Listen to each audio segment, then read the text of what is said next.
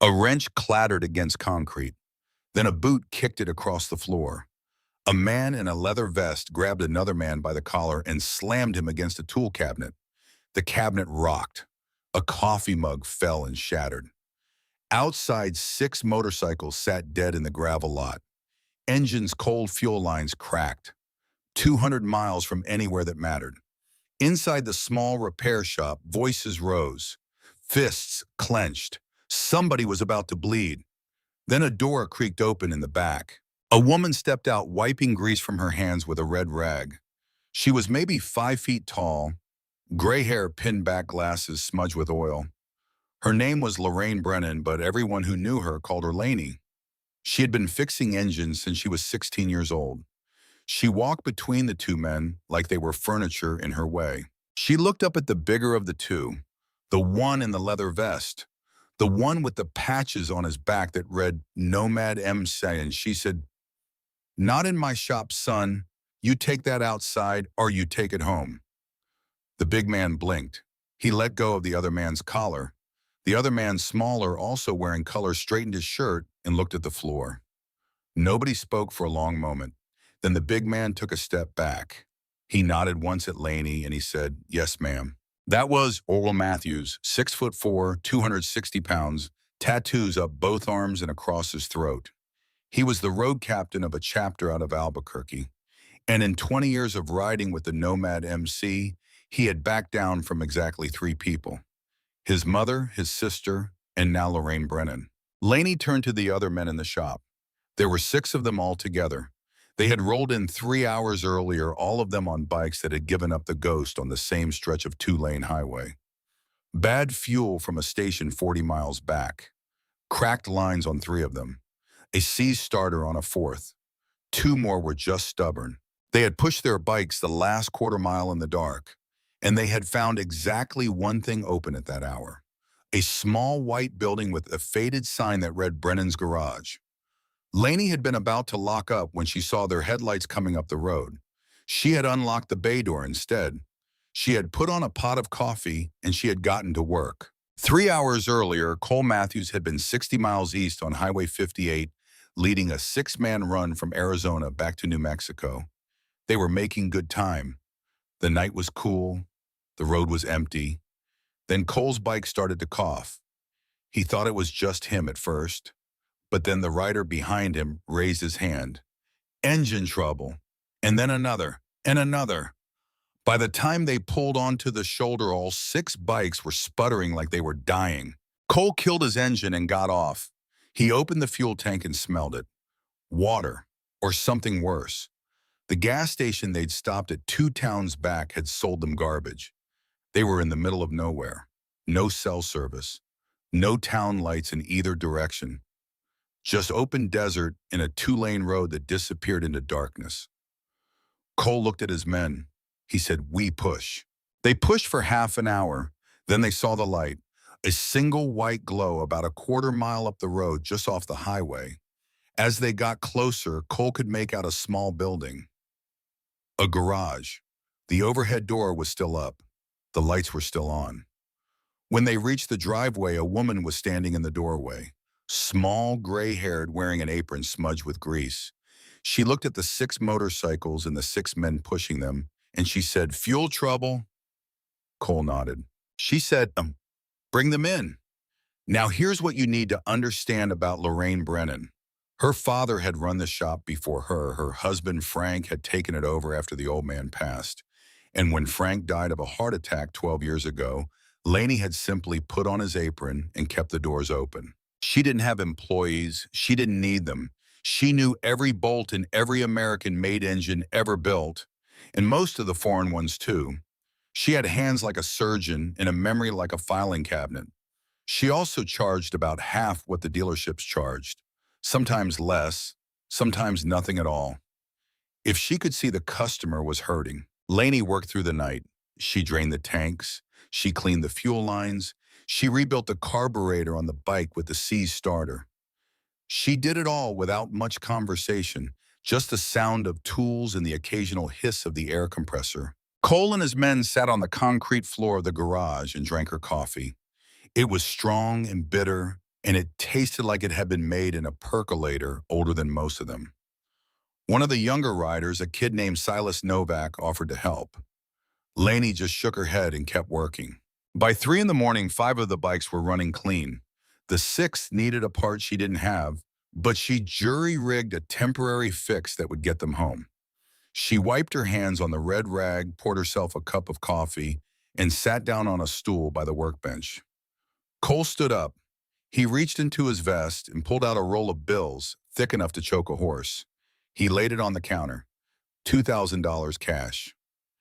He said, "Ma'am, what do we owe you?" Lainey looked at the money. She didn't pick it up. She didn't even touch it. She just pushed it back across the counter toward him without looking up from her coffee. She said, "You boys broke down. I fixed it. That's what the shop is for." Cole stared at her. Silas, the young one, stepped forward. He said, "Ma'am, we can't accept that.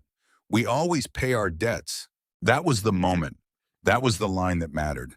Because Lainey finally looked up from her coffee cup, and she said something that Cole Matthews would think about every day for the next 3 weeks. She said, "Then pay it forward.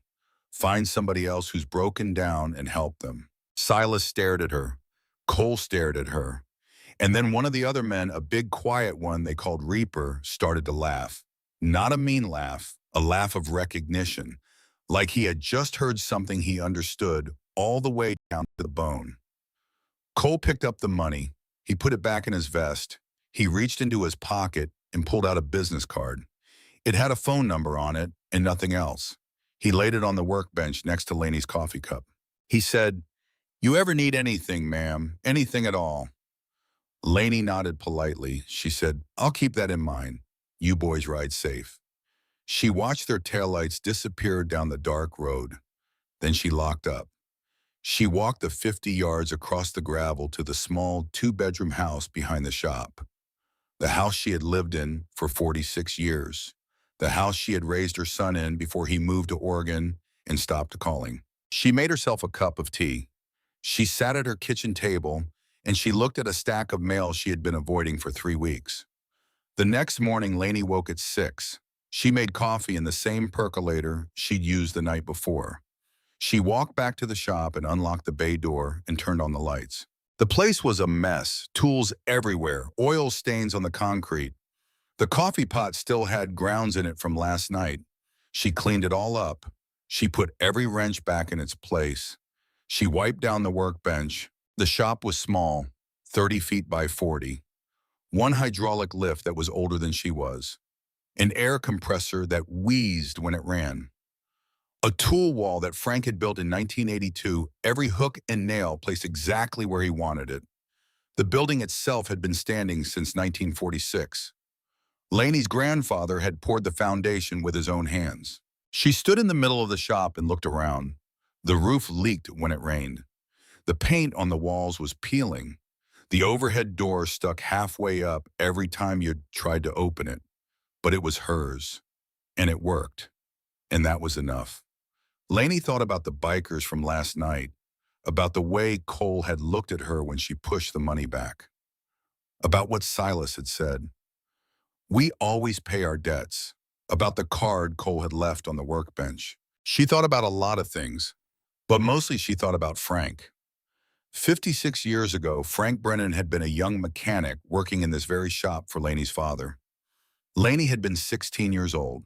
She had spent every afternoon after school hanging around the garage, watching the men work, asking questions her father mostly ignored. But Frank had paid attention. One day he called her over to a transmission he was rebuilding. He'd said, "You wanted to learn this." She'd said yes. He'd said, "Then watch close and don't talk unless you got a real question." He taught her everything. How to read an engine by sound, how to diagnose a problem by feel, how to rebuild a carburetor blindfolded if you had to, how to know when a customer was lying and when they were just scared. 4 years later, when Lainey was 20, Frank had asked her to marry him. They'd gotten married in the little church 2 miles down the road. They'd run the shop together for 36 years. Then one Tuesday afternoon, Frank had been under a Chevy pickup replacing a starter. Lainey had been at the parts counter talking to a customer. Frank had made a sound. Not a loud sound, just a small grunt. By the time Laney got to him, he was gone. Heart attack, 77 years old. The funeral had been on a Friday. On Monday morning, Laney had walked into the shop, put on Frank's apron, and opened the bay door. She'd been running it alone ever since. People had asked her why she didn't retire, why she didn't sell, why she didn't move to Oregon to be near her son Declan. She never had a good answer. She just kept working. The truth was the shop was all she had left of Frank. Every tool on the wall, every stain on the concrete, every creak of the overhead door. It was all him. And as long as she kept the doors open, he wasn't really gone. Laney poured herself another cup of coffee. She sat down at the workbench. She looked at the stack of mail she'd brought from the house. There were 4 letters, all from the same person, a man named Warren Hatcher. The first letter had arrived 6 months ago. It was polite, professional. Hatcher explained that he was a developer working on a project along Highway 58. He was buying up land for a new truck stop and motel complex, possibly a casino depending on permits. He was interested in purchasing Laney's 2 acres. He offered $85,000. Laney had written back, "Thank you for your interest, but the property is not for sale." The second letter arrived 2 months later. The tone was still polite but more insistent. Hatcher explained that he now owned 14 of the 16 parcels along this stretch of highway. Laney's property was unfortunately right in the middle of his planned development. He increased his offer to $100,000. Laney had written back the same thing, not for sale. The third letter arrived a month after that. The politeness was starting to wear thin. Hatcher pointed out that the area was going to change whether Laney liked it or not. Development was coming. It would be better for everyone if she cooperated. He offered $115,000. Laney wrote back again, "Not for sale." The fourth letter had arrived 3 days ago. Laney hadn't opened it yet. She could tell by the envelope that it was thicker than the others. More pages. She sat at the workbench and opened it. The letter was 2 pages long. The tone was no longer polite. Mr. Hatcher explained that this was his final offer, $125,000. Cash. Closing within 30 days. He went on to say that he had been very patient, that he had tried to be reasonable, that Laney needed to understand the reality of her situation. The reality, Hatcher wrote, was that the property was going to be developed one way or another. If Laney continued to refuse his offers, things would become more difficult for her. There were legal avenues he could pursue, tax assessments, code violations, eminent domain. It would be much easier, he suggested, to simply accept the money and move on. The letter ended with a single line, "This offer expires in 7 days." Laney read the letter twice. She folded it carefully. She put it back in the envelope. She sat at the workbench for a long time staring at the tool wall Frank had built. Then she got up. She walked to the filing cabinet in the corner. She pulled out a sheet of letterhead. Brennan's garage. The same letterhead her father had used. The same letterhead Frank had used. She wrote 4 sentences. "Mr. Hatcher, thank you for your continued interest in my property. I appreciate your offers, but my answer remains the same. The property is not for sale." She signed it, Lorraine Brennan. She put it in an envelope. She walked it down to the post office in town and mailed it. When she got back to the shop, she made herself a sandwich. She sat on the stool by the workbench and ate it slowly. She thought about calling Declan, her son, her only child. Declan was 48 years old. He was a civil engineer in Portland. He had a wife and 2 kids Laney barely knew. He called maybe 3 times a year. Christmas, her birthday, sometimes Thanksgiving. They hadn't always been like this. When Declan was a boy, he'd spent every afternoon in the shop just like Laney had. Frank had taught him the same way he'd taught her. How to listen to an engine, how to read a problem, how to work with your hands. But Declan had never wanted it. He'd gone to college. He'd gotten an engineering degree. He'd moved to Oregon, and 10 years ago, after Frank died, he'd driven all the way back to New Mexico to try to convince Laney to sell the shop. He'd said, "Mom, you don't need to do this anymore. You've done enough. Sell the place. Come to Portland. Live near us. See your grandkids. Laney had said no. Declan had said, why, what are you holding on to? Laney hadn't had an answer for him. Or maybe she had, but she didn't know how to say it. She'd just shaken her head. Declan had left angry. He'd called less after that. And over the years, the calls had gotten shorter, more distant. 8 months ago, they'd stopped altogether. Laney put her phone back in her pocket. She wouldn't call Declan. There was nothing he could do anyway, and she already knew what he would say. She finished her sandwich, she cleaned up, she went back to work. 3 days later, on a Tuesday afternoon, two men in dark suits walked into Laney's shop. One was tall, balding, carrying a leather briefcase. The other was younger, with a clipboard and the flat expression of a man who got paid to deliver bad news. Laney was under a Ford pickup replacing brake pads. She heard the door open. She rolled out from under the truck and stood up, wiping her hands on the red rag. The tall man introduced himself as Richard Voss, an attorney representing the county. The younger one didn't introduce himself. He just started writing on his clipboard. Voss said, Mrs. Brennan, we have some official notices for you. He opened his briefcase and pulled out 3 manila folders. He laid them on the counter one at a time. The first folder contained a notice of tax reassessment. Voss explained in a tone that was polite but not kind that Laney's property taxes had been miscalculated for the last 6 years.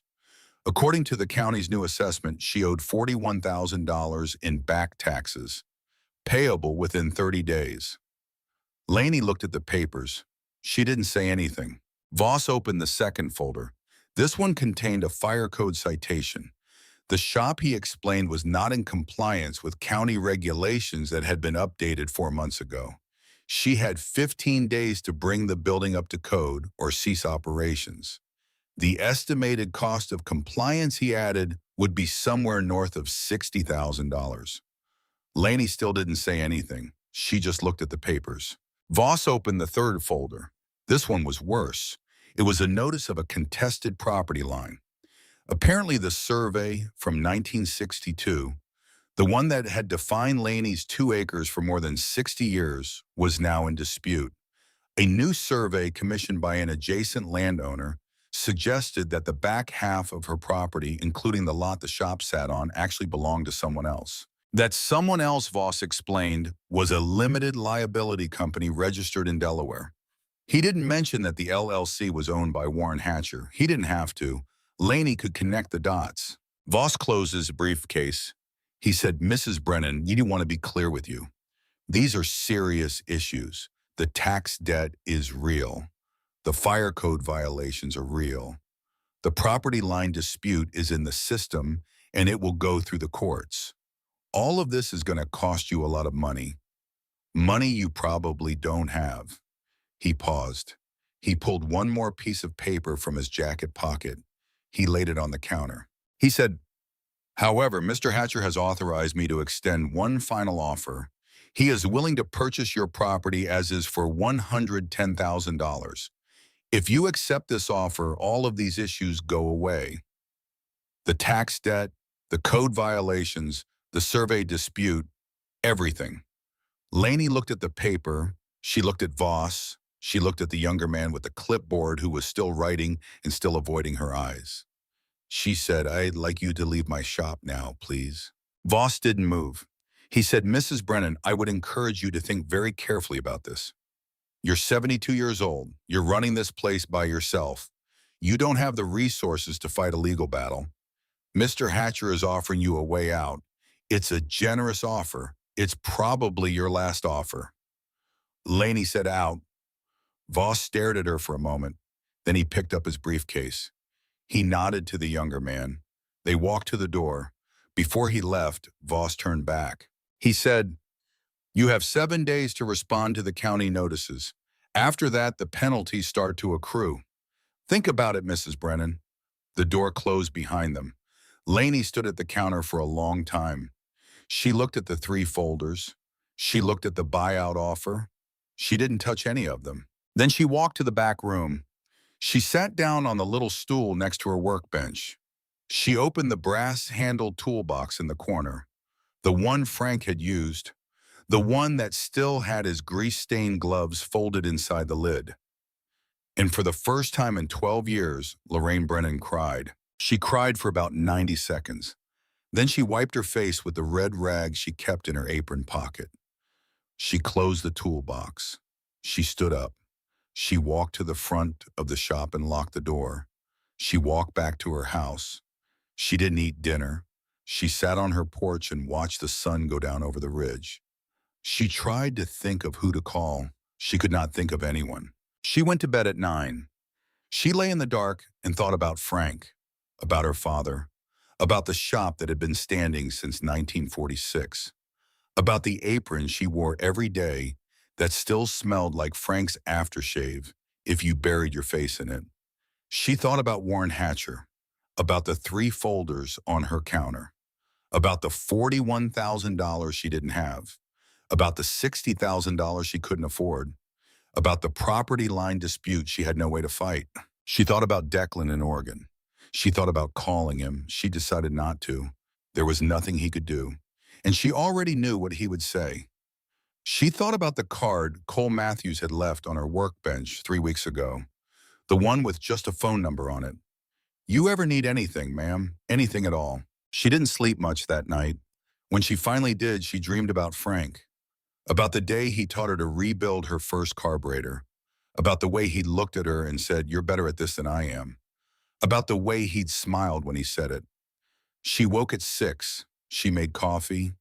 She sat at her kitchen table and looked at the 3 folders she'd brought home from the shop. She read through every page, twice.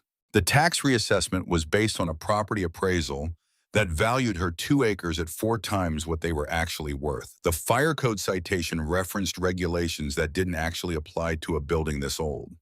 The property survey was signed by a company she'd never heard of. It was all fake, or close enough to fake that it didn't matter. But it was in the system now, and fighting it would cost more money than she had, more money than she could borrow, more than she could make in 5 years of running the shop. Warren Hatcher knew all of this. He'd designed it that way. He'd boxed her in. And now he was waiting for her to realize she had no way out. Lainey sat at her table until the coffee went cold. Then she got up. She put on her boots. She put on Frank's apron. She walked across the gravel to the shop. She unlocked the door. She turned on the lights. She stood in the middle of the garage and looked around, at the tool wall Frank had built, at the workbench where she'd sat with him for 36 years, at the overhead door that stuck every time you opened it, at the stains on the concrete that told the story of every car, every truck, every motorcycle that had ever come through here. She walked to the workbench. She picked up the business card Cole Matthews had left. She held it in her hand for a long time. Then she put it in her pocket.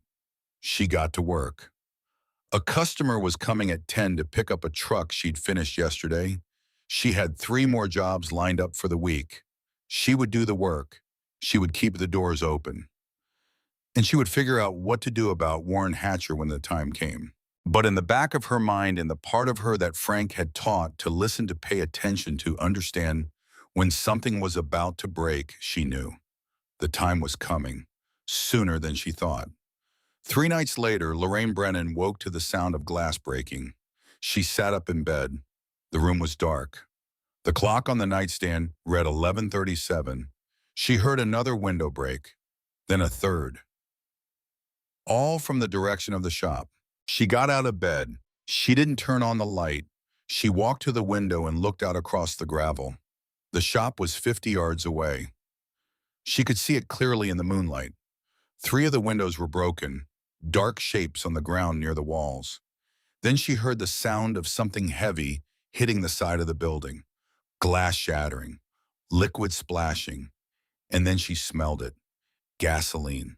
By the time Lainey got her bathrobe on and made it to the front porch, the shop was already burning. Flames were coming through all 3 broken windows, orange light flickering against the white walls, black smoke rolling up into the night sky. She stood on the porch in her slippers and her bathrobe and watched the shop burn. The shop where Frank had taught her everything she knew. The shop where she had spent every working day of her adult life. the shop that had been in her family for 79 years. She didn't scream. She didn't run toward it. She didn't do anything. She just stood there and watched. The fire spread fast. Within 5 minutes, the entire front of the building was engulfed. The overhead door started to buckle. The roof began to glow. Laney could hear things inside popping and cracking. The air compressor, the hydraulic lift, the tool wall Frank had built with his own hands. She heard sirens in the distance. Someone had called it in. Probably the Hendersons, the neighbors who lived on the next property over a mile down the road. They would have seen the glow. The first vehicle to arrive wasn't a fire truck. It was a sheriff's department cruiser. Deputy Wesley Granger. He'd grown up 3 miles from here. Laney had known him since he was in diapers. His mother used to bring him into the shop when he was small, let him sit on the floor and play with wrenches while Laney worked on her car. Wesley got out of his cruiser and ran toward Laney. He was young, maybe 28, and he looked terrified. He said, "Mrs. Brennan, are you okay? Are you hurt?" Laney shook her head. She couldn't take her eyes off the fire. Wesley said, "Did you see anyone? Did you see what happened?" Laney said, "3 bottles, through the windows. I heard them break." Wesley looked at the shop, then he looked back at Laney. He said, "Molotov cocktails." Laney nodded. Wesley pulled out his radio and called it in. He said something about arson, about getting the state fire marshal out here, about setting up a perimeter. Laney didn't really hear him. She was watching the roof cave in. The first fire truck arrived 10 minutes after the fire started. Then another, then a third. But by the time they got their hoses set up and water flowing, there was nothing left to save. The front wall had collapsed. The roof was gone. The inside was just a black hole filled with flames. The firefighters did what they could. They kept the fire from spreading to the house. They kept it from jumping to the trees behind the shop. But the shop itself was gone. By midnight, it was just a smoking rectangle on the ground with twisted metal sticking up through the ash. Deputy Wesley stayed with Laney the whole time. He kept asking her questions. Was she sure she was okay? Did she want to go to the hospital? Did she want him to call someone? Did she have somewhere she could stay tonight? Laney answered him the same way each time. "I'm fine. No, I'm staying here." The fire trucks didn't leave until almost 4 in the morning. The chief came up to the porch before they rolled out. He was an older man, maybe Laney's age. He'd been fighting fires in this county for 40 years. He said, "Mrs. Brennan, I'm sorry. We'll get the marshal out here first thing in the morning. They'll figure out who did this." Laney nodded. She said, "Thank you." But they both knew. They both knew exactly who had done it, and they both knew that nobody would ever be able to prove it. After the fire trucks left, Deputy Wesley asked Laney one more time if he could drive her somewhere. A hotel, a friend's house, anywhere. Laney said, "I'm staying here, Wesley. This is my home." Wesley looked like he wanted to argue, but he didn't. He just nodded. He said, "You call if you need anything, anything at all." Then he got in his cruiser and drove away. Laney stood on her porch and watched his taillights disappear down the dark road. The same road the bikers had ridden down 3 weeks ago.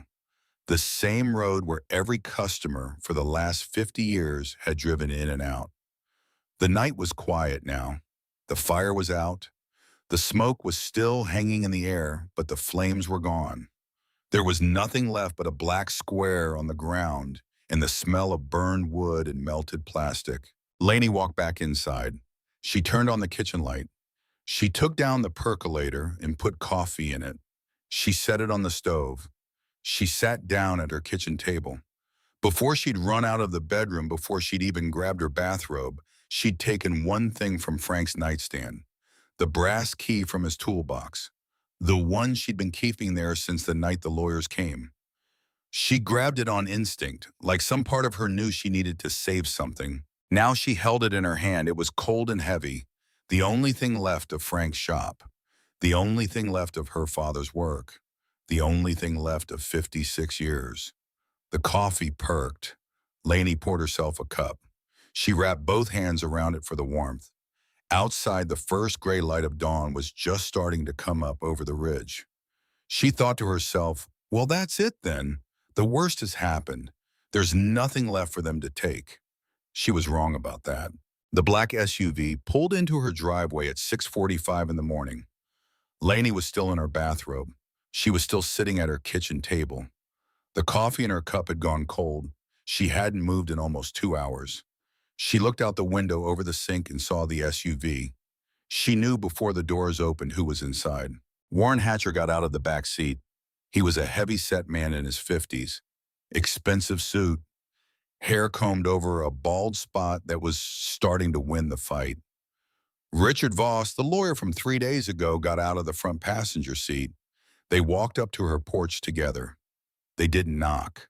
They just stood there until Lainey came to the door. She didn't invite them in. She stood behind the screen door and looked at them through it. Hatcher put on a face of practiced sympathy with them, the kind of face people wear at funerals when they didn't really know the deceased but feel obligated to show up anyway. He said, Mrs. Brennan, I cannot tell you how sorry I am to hear about your shop. Just terrible, terrible tragedy. I drove out here as soon as I got the call. Lainey said nothing. Hatcher continued. He spoke slowly like he was explaining something to a child. He said, now look, I know we've had our differences, but I'm not a vindictive man. I don't hold grudges, and I want to help you. I really do. He paused. He made sure she was listening. He said, so I'm going to do something I don't normally do. I'm going to make you an offer that takes all of this off your shoulders. The shop is gone. The insurance is going to be contested because of the fire code citation we filed last week. The tax debt is real. The property line dispute is already in the system. Mrs. Brennan, you are buried. You know it, and I know it. He pulled a folded piece of paper from his jacket pocket. He unfolded it and held it up so she could see it through the screen door. He said, this is a check, $110,000. Ipaish, I will write it today. Right now, you take this money, you sign over the property house included, and you walk away. All the legal problems disappear. The taxes, the survey, all of it, gone. You can be out by the end of the week. Start fresh somewhere warm, Arizona maybe, or Florida. He paused again. He was watching her face, trying to read her. Lainey said no. Hatcher's expression changed. The practiced sympathy slid off his face like water off glass. What was underneath was something cold and hard. He said, Mrs. Brennan, let me be very clear with you. The shop is gone. Your insurance company is going to fight the claim because of the code violations on record. The tax debt is $41,000. Real money, real consequences. The property line dispute is going through the courts, and the judge handling it happens to be a friend of mine. You don't have a lawyer. You don't have the money for one. You are 72 years old, and you are alone. He let that sit for a moment. Then he said, the check I am offering you today is the best deal you are ever going to get. Tomorrow it goes down to $90,000. The day after that, $80,000. By the end of next week, we take the house at auction for back taxes and you get nothing. Nothing at all. He folded the paper and put it back in his pocket. He said, so I'm going to ask you one more time, and I want you to think very carefully about your answer. Will you accept my offer? Lainey looked at him through the screen door. She looked at him for a long time, and then she said very quietly, get off my porch. Hatcher stared at her. His face went red. Richard Voss, standing next to him, cleared his throat and looked at his shoes. Hatcher said, you're a stupid old woman. He turned. He walked back to the SUV. Voss followed him. Before he got in, Hatcher pulled a business card from his pocket and laid it on the porch railing. He didn't look at Lainey when he did it. He just got in the back seat and slammed the door. The SUV pulled out of the driveway and headed back down the road. Lainey stood at the screen door for another minute after they were gone. Then she walked back into her kitchen. She poured the cold coffee down the drain. She started a fresh pot. She sat down at the table. She sat there for maybe 10 minutes. She thought about her son, Declan, in Oregon. She thought about calling him, She thought about what she would say. "Hi, Declan. The shop burned down last night. Warren Hatcher just offered me $110,000 to leave. I said no. Can you help?" She decided not to call. There was nothing Declan could do, and she already knew what he would say. He would say, "I told you this would happen." He would say, "You should have sold years ago." He would say, "Mom, you're 72. You can't fight this alone." And he would be right. She thought about the bank. She had maybe $8,000 in her savings account, enough to live on for a few months if she was careful. Not enough to hire a lawyer, not enough to fight a tax assessment and a property dispute and a code enforcement action all at the same time. She thought about her cousin in Phoenix. They hadn't spoken in 20 years, not since Frank's funeral. She didn't even know if the cousin was still alive. She thought about every option she had, and the truth was she had none. Warren Hatcher was right about all of it. The shop was gone. The insurance wouldn't pay. The taxes were real or real enough. The property dispute would cost more to fight than she could afford. She didn't have a lawyer. She didn't have the money. She didn't have the time. Hatcher had boxed her in, and now he was just waiting for her to realize it. The phone on the wall rang. Lainey let it ring 3 times. She thought about not answering it. She thought about letting it go to the machine. But something made her get up. Some old habit, some reflex from 50 years of running a business where you answered the phone because it might be a customer. She picked up the receiver. She said, "Hello." A deep voice on the other end said, "Mrs. Brennan, this is Cole Matthews. We met a few weeks back. The bikers." Lainey's hand tightened on the receiver. She had forgotten about him. She had forgotten about the card he'd left on the workbench. The workbench that no longer existed. She said, "Yes, Mr. Matthews, I remember you." He said, "Ma'am, Reaper just rolled past your place. He's on his way back from Arizona. He saw the shop, or what's left of it. He radioed me. Ma'am, what happened?" Lainey opened her mouth to say something polite, to tell him not to worry about it, to tell him she would be fine. That was what she had planned to say. That was what she always said. But something broke loose in her chest. Maybe it was the night without sleep. Maybe it was watching the shop burn. Maybe it was the way Hatcher had said the word stupid. Maybe it was just that she was 72 years old and tired, and she had been holding it together by herself for 12 years, and she was out of road. She told him all of it. The letters from Hatcher, the lawyers with their folders, the tax reassessment that was fake, the fire code violations that didn't apply, the property survey that was forged, the 3 Molotov cocktails through the windows at 11:37 last night, the offer this morning, the threat, the timeline, the whole dirty machine. She talked for maybe 5 minutes. Cole didn't interrupt her once. He didn't ask questions. He just listened. When she was done, there was a long silence on the line. Lainey thought maybe he'd hung up, or maybe he was trying to think of something polite to say before he got off the phone and forgot about her. Then Cole said, "Mrs. Brennan, I'm 2 hours out. I want you to do something for me. Don't sign anything. Don't talk to anybody. Don't let anybody on your property. I don't care if it's the sheriff himself. I don't care if it's the president. You sit on your porch and you drink your coffee and you wait. Can you do that?" Lainey said yes. He said, "Good." Then he said something else, more quietly. He said, "Ma'am, the thing you said that night, pay it forward. Find somebody else who's broken down." "You remember saying that?" Lainey said, "I remember." He said, "Well, ma'am, today you're the one who's broken down, and we're coming." The line went dead. Lainey stood in her kitchen, holding the phone for a long time. Then she hung it up. She poured herself a fresh cup of coffee. She walked outside to the porch. The sun was up now. The sky was clear. It was going to be a beautiful day. The kind of day Frank used to love.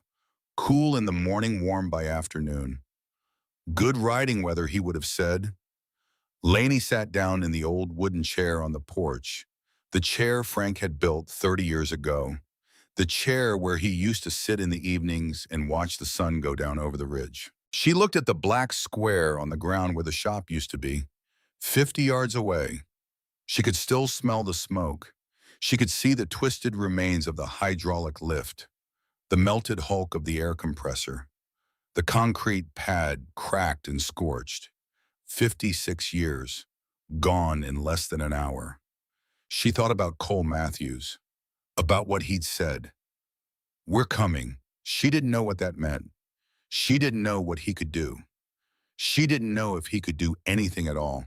But she had told him, and he had listened, and he had said something that nobody else had said to her in 12 years. "Today, you're the one who's broken down." He was right about that. Lainey sat on her porch and drank her coffee. She watched the road. She didn't know what she was waiting for. She just knew she was supposed to wait. An hour passed, then another. The sun climbed higher. The morning got warmer. Lainey went inside and refilled her coffee. She came back out and sat down again. She thought about Frank, about the first time he'd kissed her. They'd been working late in the shop, just the two of them. She'd been 17. He'd been 22. He'd walked her to her car, and he'd just done it. No warning, no asking, just leaned in and kissed her. She'd said, "What was that for?" He'd said, "I've been wanting to do that for a year."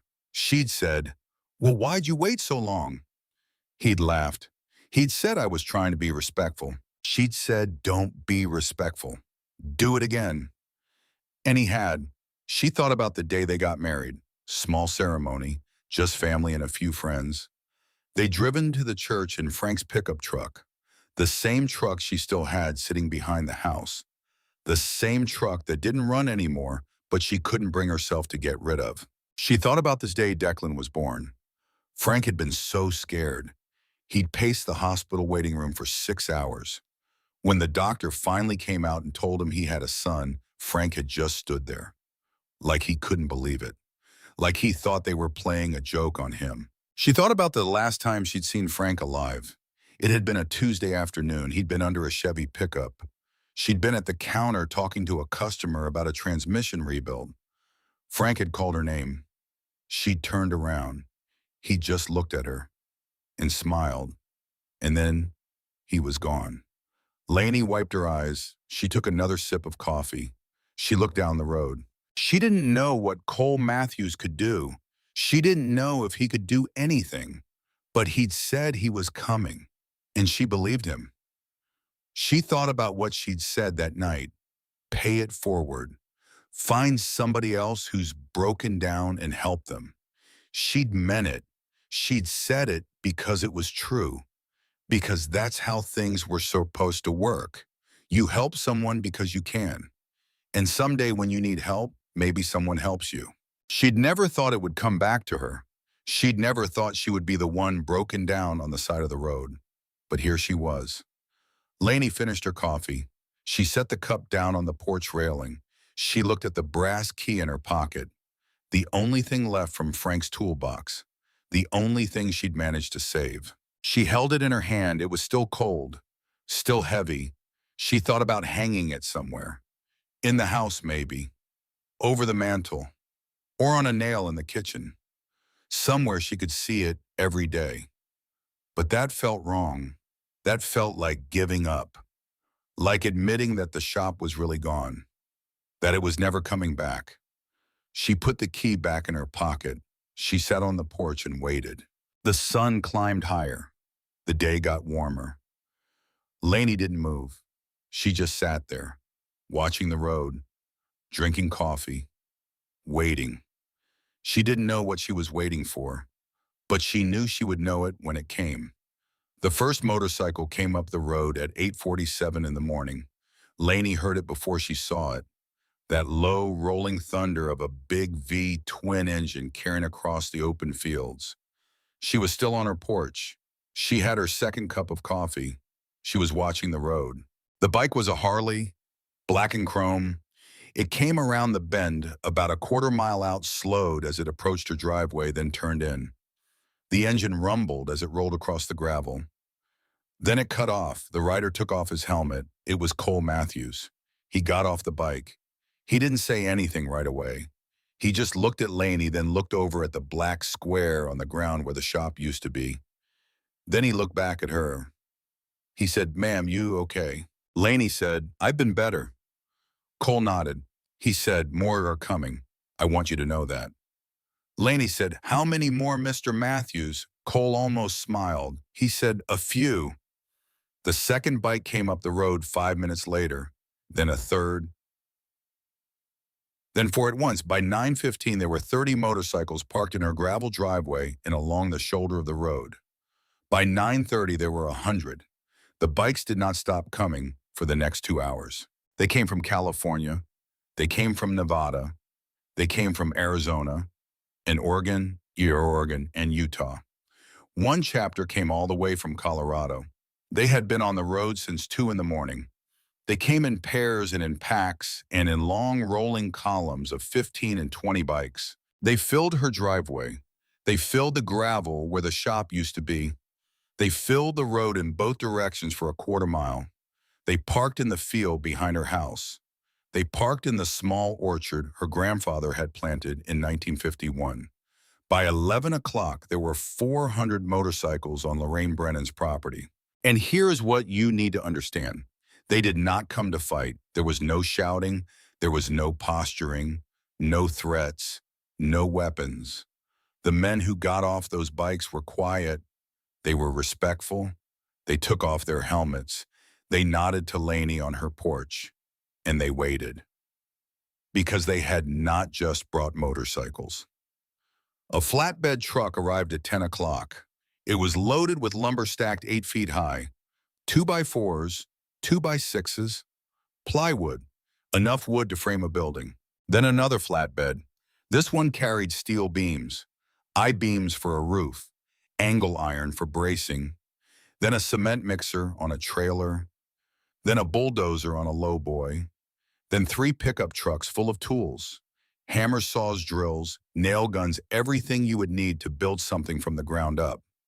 Then a 4th pickup with a generator the size of a small car.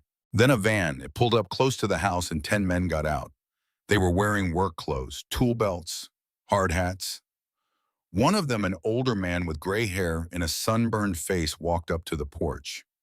He introduced himself to Laney as Ray Cordova, licensed contractor, 30 years in the business. He was from the Reno chapter. He and his crew had driven through the night. Then a black sedan pulled up. A woman got out. She was in her early 50s, gray suit, briefcase in hand.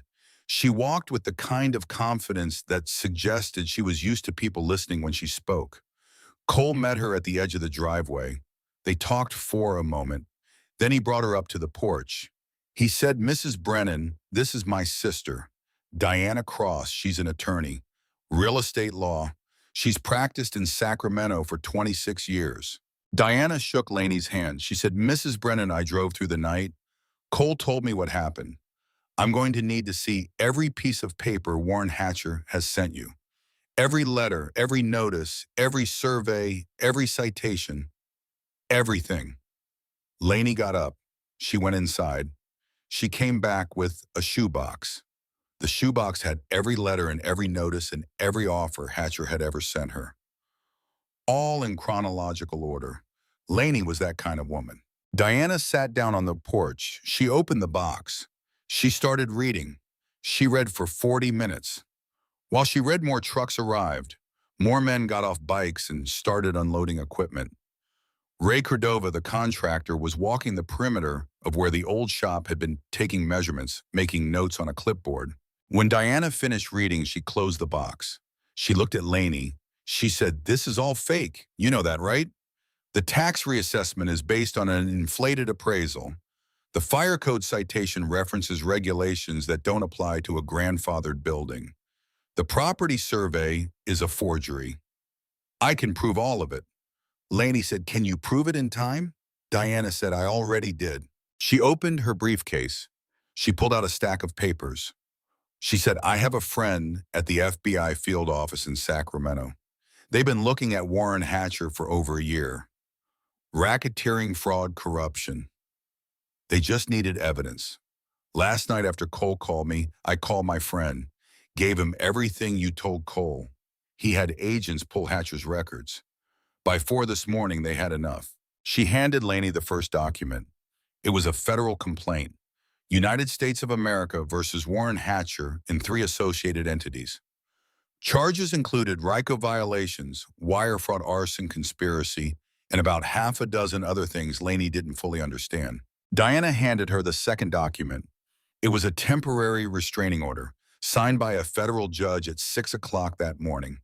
It prohibited Warren Hatcher, his employees, his attorneys, and any agent acting on his behalf from coming within 500 feet of Lorraine Brennan's property.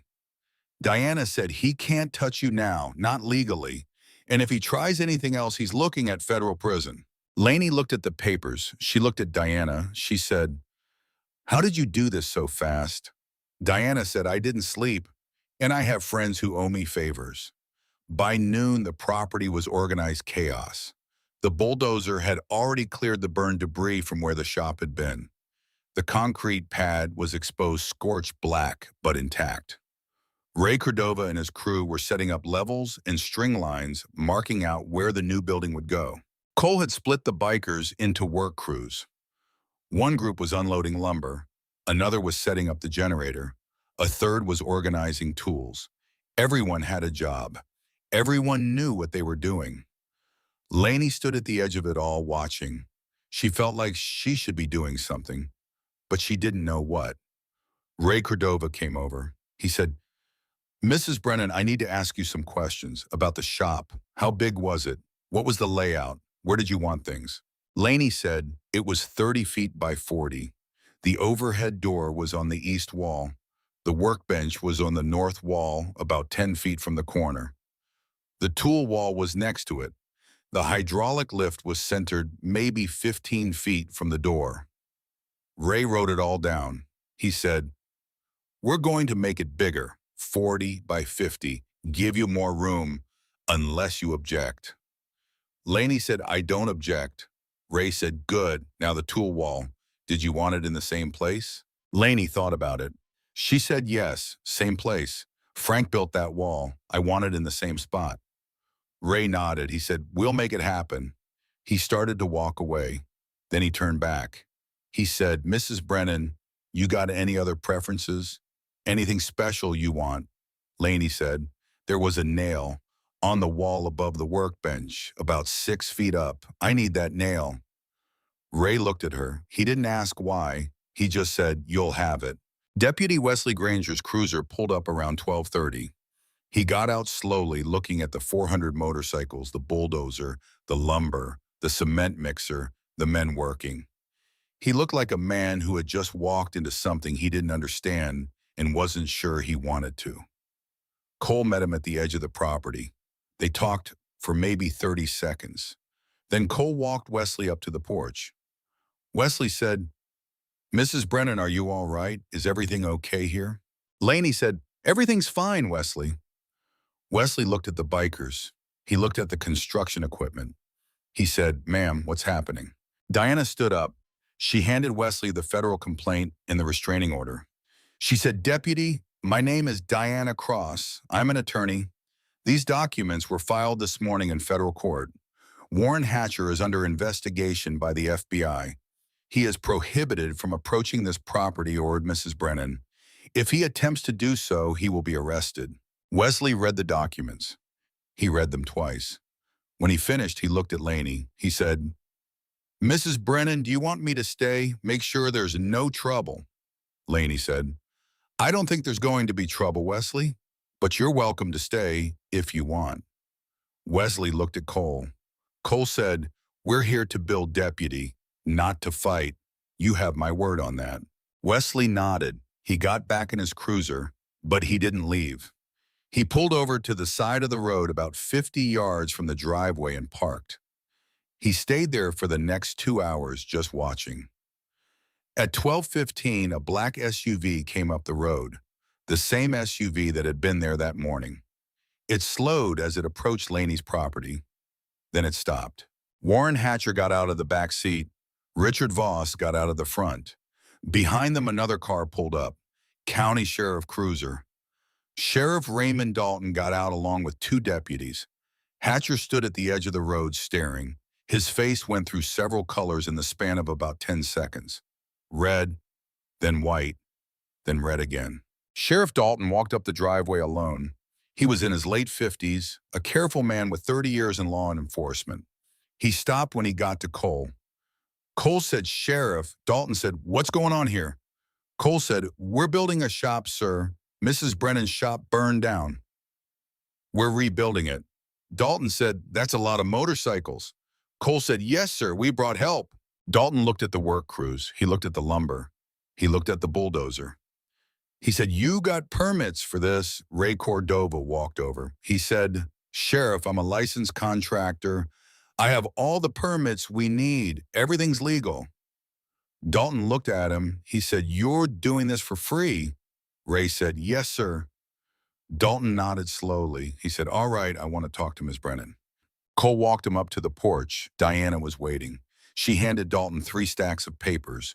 The first stack was a clean title search going back to 1946. It showed that Lorraine Brennan owned every square inch of her 2 acres free and clear. The contested survey Warren Hatcher had filed was a forgery. Diana had already filed an affidavit with the state attorney general's office documenting the fraud. The second stack was the federal complaint. RICO charges against Warren Hatcher and his associates: arson, fraud, conspiracy. The FBI had already executed search warrants on Hatcher's office and his home that morning. The third stack was the temporary restraining order, signed by a federal judge. Hatcher was prohibited from coming within 500 feet of this property. Sheriff Dalton read all 3 stacks. He took his time. He was a thorough man. When he finished, he handed the papers back to Diana. He took off his hat. He looked at Laney. He said, "Mrs. Brennan, I'm sorry for what happened to you. We're going to make sure Hatcher answers for it." Laney said, "Thank you, Sheriff." Dalton walked back down the driveway to where Warren Hatcher was standing. Hatcher started talking before Dalton even reached him. Laney couldn't hear what he was saying, but she could see his face. He was angry. He was pointing. He was demanding something. Dalton said something. Hatcher's face went from red to white. Hatcher started to argue. Dalton said something else very quietly. And then Warren Hatcher got back in his SUV. Voss got in with him. The SUV pulled out and drove away. Dalton walked back up to the porch. He said, "Mrs. Brennan, if Hatcher comes back here, you call me immediately. Don't engage with him. Just call." Laney said, "I will." Dalton put his hat back on. He shook Cole's hand. He nodded to Diana. Then he got back in his cruiser and left. Deputy Wesley, who had watched the whole thing from his position down the road, finally pulled away too. Cole turned to the work crews. He raised his voice so everyone could hear. He said, "We've got 48 hours. Let's get to work." The shop went up fast, faster than Laney would have thought possible. Ray Cordova's crew knew what they were doing, and the bikers, it turned out, included carpenters, electricians, plumbers, welders, men who worked construction in their day jobs, men who knew how to build things. By sundown on the first day, the foundation was reinforced and the framing was up. The skeleton of a building 40 feet by 50 bigger than the old shop. Stronger, too. Laney didn't just watch, she worked. When Ray asked her questions, she answered. When they needed to know where something went, she showed them. And when one of the crews was short-handed, moving a heavy beam, she grabbed an end and helped carry it. She also cooked. By mid-afternoon on that first day, someone had set up a barbecue in her side yard. Someone else had brought meat, burgers, hot dogs, steaks. But there was no organization to it, no plan. Laney went into her kitchen. She pulled out every pot and pan she had. She made chili. She made beans. She made cornbread. She made enough food for 50 men, and then she made more.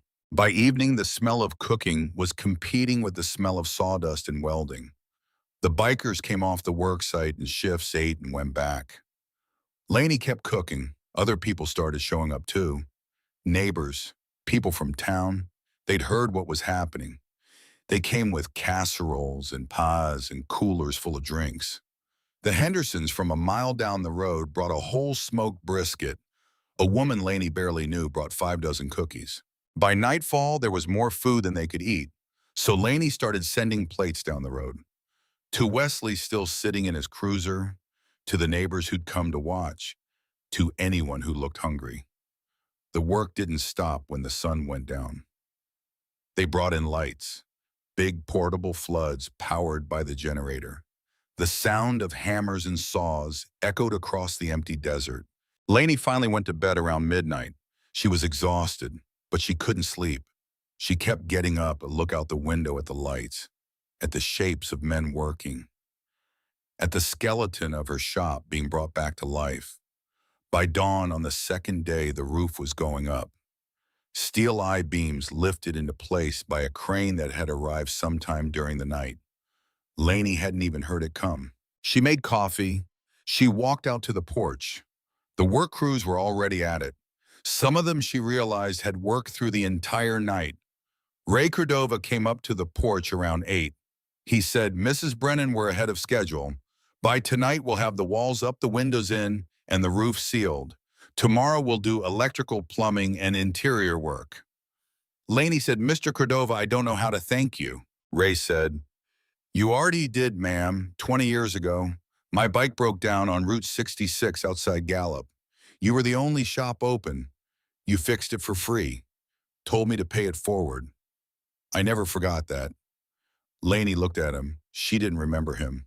She'd fixed 1,000 bikes over the years, but she didn't say that. She just nodded. Ray said one more thing, the tool wall. "Where exactly did you want that nail?" Laney walked him into the new building. The framing was up.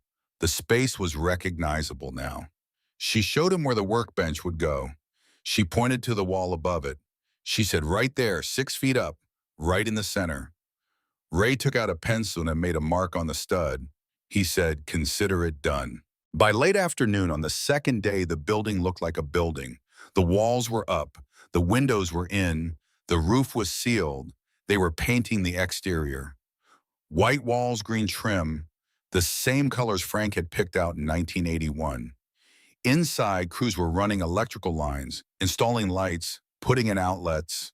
Someone was building the new tool wall. Custom made twice as big as the old one, but positioned in exactly the same spot. Laney was inside watching them work when one of the younger bikers approached her. It was Silas Novak, the kid from that first night. He was holding something, a piece of wood maybe 2 feet long, 10 inches wide. He'd carved letters into it, deep letters, carefully shaped. It said, "Brennan's Garage." There was a little flourish under the words, a curve like you'd see on an old hand-painted sign. Silas said, "Mrs. Brennan, I made this for the new shop, if you want it." Laney took the sign. She ran her fingers over the letters. They were perfect, smooth, done with care. She said, "Silas, this is beautiful." He said, "I carved it on the road, sitting in the back of one of the trucks. I just thought that the new shop should have a sign." Laney said, "What's your full name?" "Your mother's name for you," Silas said. "It's Silas, ma'am, Silas Joseph Novak." Laney said, "Silas Joseph Novak, thank you." He nodded. He couldn't quite look at her. He went back to work. By sundown on the second day, the shop was finished. Not just framed, not just closed in, finished. The exterior was painted, the windows were installed, the overhead door was hung and working. The electrical was done, the lights worked. Inside, the concrete floor had been cleaned and sealed. The tool wall was up. The workbench was in place, built to match the dimensions of Frank's old bench. Ray Cordova had installed 2 hydraulic lifts, brand new industrial grade, an air compressor twice the size of the old one, LED lighting throughout, a small office in the back corner with a desk and a coffee maker. Everything a working shop needed. And above the new workbench, exactly 6 feet up, exactly in the center, there was a nail driven into the wall. Laney stood in the middle of the new shop as the sun set. Cole was beside her. He hadn't slept in 48 hours. None of them had. He smelled like sawdust and sweat and engine oil. He walked her through it slowly, showed her the lifts, the compressor, the tool well organized the way Ray Cordova's crew remembered from measuring the old shop before the fire, the office in the back, the coffee maker already plugged in. When they got to the workbench, Lainey stopped. She reached into her pocket. She pulled out the brass key. Frank's key, the only thing she'd saved. She looked at the nail on the wall. She stepped forward. She hung the key on the nail. She stood there for a long moment, her hand on the key. Then she turned around. Cole was still standing there. Behind him through the open bay door, Lainey could see the bikers starting to gather. The work was done. The tools were being loaded back into trucks. The equipment was being prepared for the trip home. Lainey said, "Mr. Matthews, why did you come?" Cole leaned against the doorframe. He thought about his answer for a while. He was that kind of man. He said, "Ma'am, you fixed our bikes for free. That mattered. But it isn't why I came. A lot of people do somebody a kindness. We come for some of them. We don't come for others. And I'm not going to pretend it's a fair system." He paused. He said, "What you said that night, pay it forward. Help somebody else who's broken down. You said that and you meant it. You weren't trying to teach us anything. You weren't trying to make a point. You just said it like it was the most obvious thing in the world."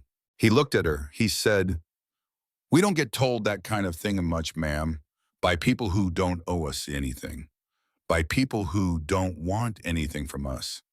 And when somebody does that, and then somebody tries to take their house well, that is exactly the kind of debt this whole brotherhood shows up to repay. Every chapter, every bike, every man, because if we don't show up for that, then we're not what we say we are." Lainey nodded. She said very quietly, "Well then, I suppose we're both what we say we are." Cole almost smiled. He said, "Yes, ma'am, I suppose we are." Outside, Silas was climbing a ladder. He had the wooden sign in his hand. He positioned it above the front door. He hammered it into place. 3 nails, one on each side and one in the center. When he was done, he climbed down and stepped back to look at it. Brennan's garage.